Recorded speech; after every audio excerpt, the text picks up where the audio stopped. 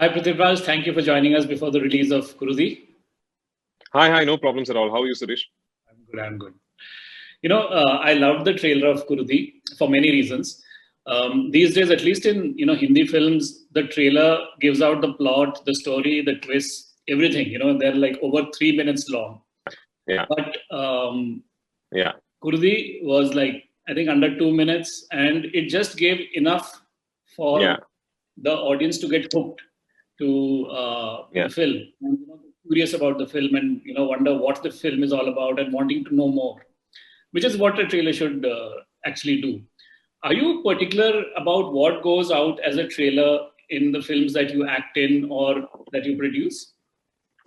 Yeah, so I spend a lot of time in designing trailers, and I have this very trusted friend slash editor who he doesn't edit my films.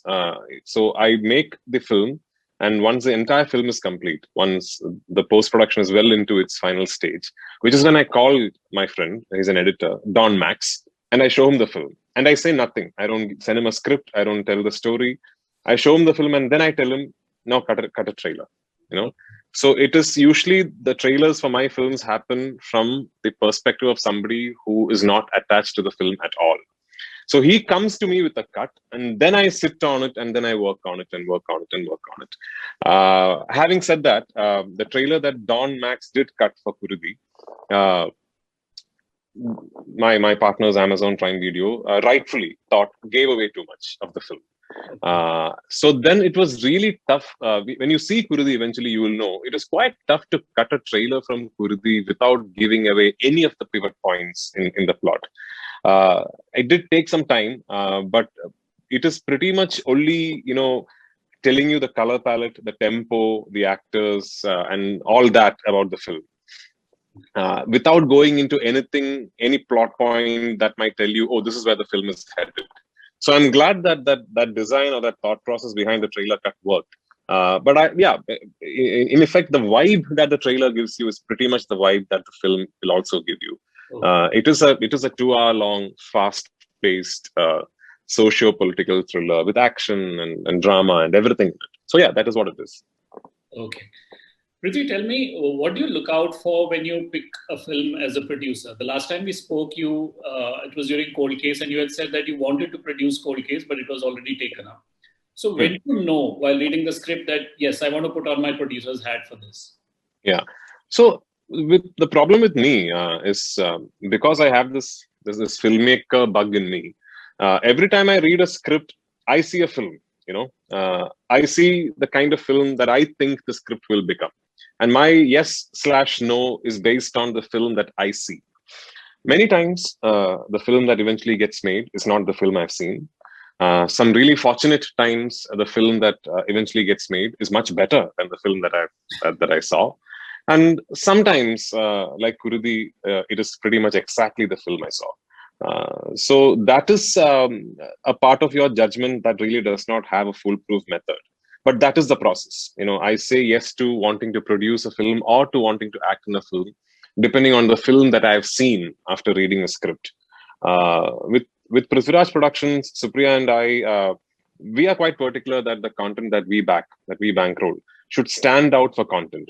More than anything else. We have only done 3 films today. We have done a film called Nine, and then we did Driving License, and then we have done Kuruthi. Of course, we have done films in partnership with other companies, where pretty much the partnership that Prithviraj Productions brings in is my equity. Other than that, content that we choose, we develop, and we bankroll are just these 3 films. And for films like that, I would always, I think I would always like it if the content itself stood out. So, Okay.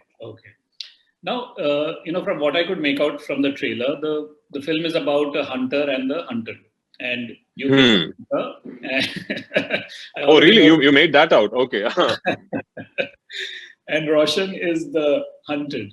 So it also seems to be about man's baser instinct, revenge and his instinct towards violence. What more can you tell us about the film without giving too much away? So, see, when Kuruthi first to me, the narrative was quite different. So I keep teasing Anish and Manu, the writer and the director of the film, that I've corrupted both of you for life, because they were very honest filmmakers wanting to make this in a very, art house, non-commercial way, and I sort of pulled them into mainstream and said, no, there's another way to say the same story. Okay. And it took many sessions amongst us to finally land on this form of Kuruvi. The design behind designing the narrative per se is basically about an unstoppable force of violence meeting an immovable object of faith. So it is exactly that, and this force never stops. And how long can the object hold on before it moves? That is what the film is about, actually. Okay. Yeah. Tell us about your experience of shooting a film during the pandemic, especially as a producer, because you are more responsible for your crew at that time. I was speaking to Priyan sir recently. He had also shot during the pandemic, and he said that he had to wear a mask, and many times the actors couldn't grasp what he was trying to tell them in terms of yeah, that happens. Yeah. So how different was the experience? So Kuruvi was the second film I did during the pandemic. The first film I did was Cold Case, and then I did Kuruvi. By the time we got to Kuruvi, most of us had come to terms with the fact that, okay, this is how it is going to be. And as producers, we knew that every film will now have an X amount attributed to COVID protocols and testing and all that. So that is now it's no longer anything new. Every film that goes on floors today has so many lakhs, depending on the size of the film, kept aside for testing and COVID protocols and sanitization and all that, which was also done during Kuruvi. What worked for us in Kuruvi is we were a very small unit, and we made sure that if we ever moved into a hotel, we booked out the entire hotel, and nobody from outside came there, and our actors and our crew would never leave the hotel. It would either be the hotel or the shooting spot. So we had controls like that in place, and it was actually quite a short shoot. We had long days. Roshan keeps teasing me that I as a producer flogged all of them. Like, we used to have like 8 a.m. to 10 p.m. days, on most days. And the thing is, we would be so buzzed on location, and by the time when we say pack up and get into the car is when we realize, oh my God, we are tired. So that energy was great. What I enjoyed most about Kuruvi was being amongst this group of actors. It was a joy, actually. It was a joy to be among these actors who were so good with their craft and so tuned into what they had to do. And I don't just mean Roshan, me, Murli, Mamakoya sir, the seniors, even the boys, the younger ones, like Naslan, Sagar Surya. I mean, just wonderful actors. Yeah. Okay. Now, Prithvi, you're acting and producing in Kuruvi. Right now, you're promoting the film, but you're also directing Bro Daddy and acting in it. Yeah. How are you managing to put on so many hats at the same time? And is there any one particular of these aspects that you are more comfortable with? Or more all cinema. It's all cinema. I mean, that's it. It is cinema, and I am in cinema. I love cinema, so I love all of these. I am basically an actor. That is who I am. But I would always like to bankroll and back content that I think needs to be made. And if a script to me appeals in a particular fashion of me wanting to make it as a director, I'll direct it. It is physically, it might be more work. Like, it might just need more hours from you. But mentally, I'm not very cluttered doing all this. I'm pretty sorted in my mind about how and what to do. I'm not going to lie. Directing and doing a full-length role in a film is a lot of work. But it is not something that confuses me or overwhelms me. I'm happy doing it. I'm having a lot of fun doing Bro Daddy. So yeah, I mean, I'm looking forward to doing more of these if I find scripts. So okay.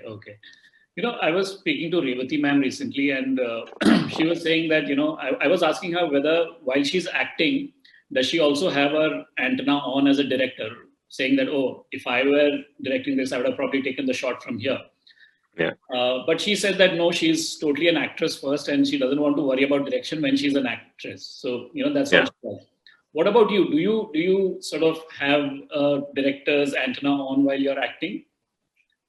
Or are you just... I'm going to lie if I say No, I'm going to lie if I say I don't. I do. I mean, when you read a script, you're sitting in your vanity and you're reading that day's script. You in your mind you think, okay, this might be broken down this way. This might be the short breakdown. You go there, and sometimes some directors surprise you.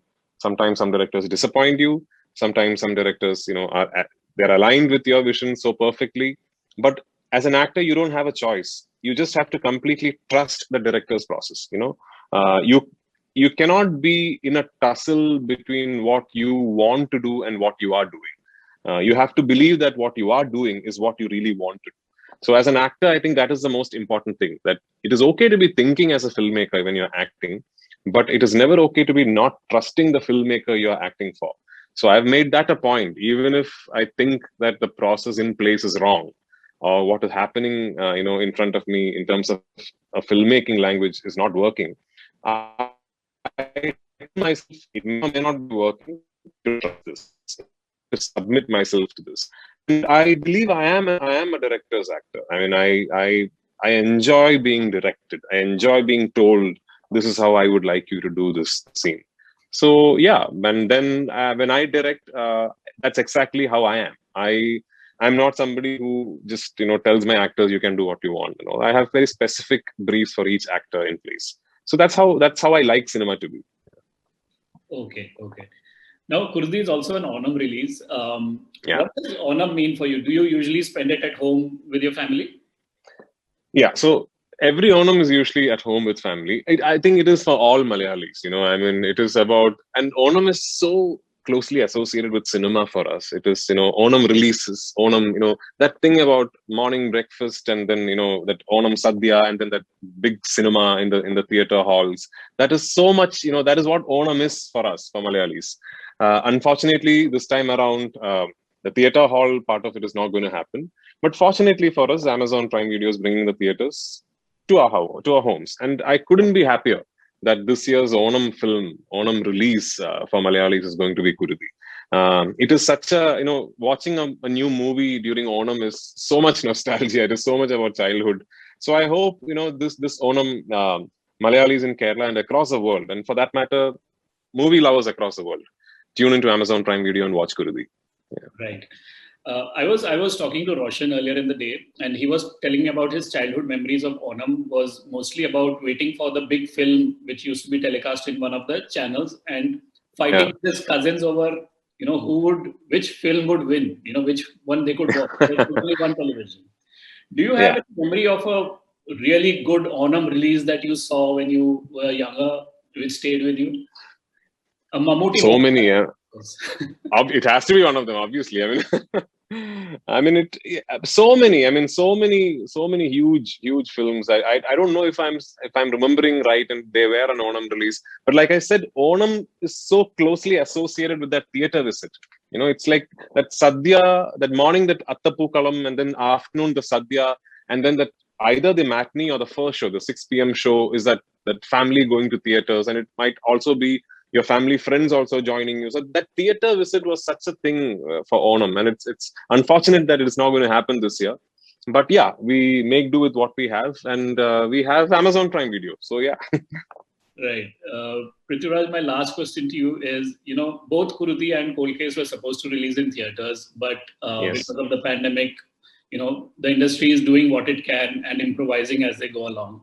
Yeah. But being a producer and a part of the Kerala film industry, how do you think things are going to play out, once theaters open? The exhibitors, I guess, are the hardest hit at this point of time. Absolutely. How much time do you think that it will take for the industry to get back on its feet? You're almost asking me a medical question, because that purely depends on how the pandemic is going to play out.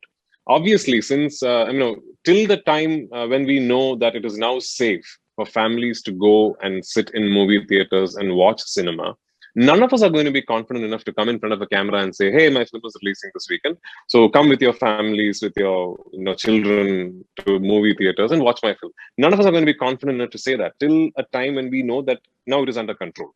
And when it is going to be under control is not a question for an actor or a filmmaker to answer. We all hope that it is going to be soon. We all hope that vaccination ramps up, and this disease leaves us, we look back to pointers in the past to comfort ourselves and tell ourselves that we might be in the latter half of this phenomenon. Let's hope that is true. So, okay. Thank you so much, Prithviraj. It's a pleasure talking to you as always, and all the best for Kuruvi. Thank you so much.